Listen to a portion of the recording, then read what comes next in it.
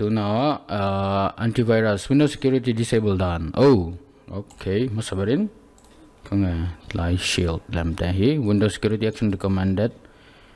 Windows version zirin hami landan hi dang vele chuan virus threat and protection settings. Okay, manage real-time protection off chuan cloud off hey off it. Oh, antivirus off, antivirus Windows security chu ka off danita se chuanin Filmora crack ho kha a crack file ho kha ta hian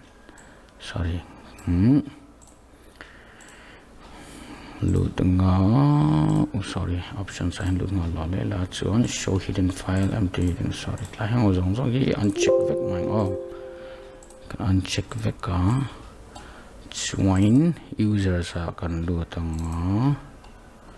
user sa hian antinan ka kholi pam tin dia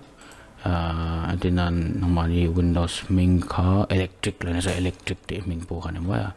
chen pam tengan load nga app data ti ni nga local ti amanga chuan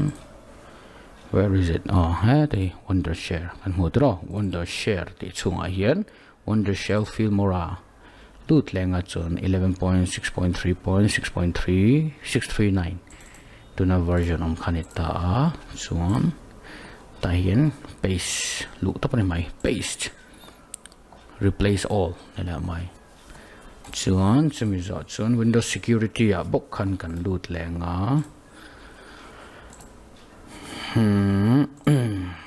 real-time protection kan on theya cloud delivery protection delivered protection automatic sample submission temper protection antivirus and on bekang kati song khani kan lo me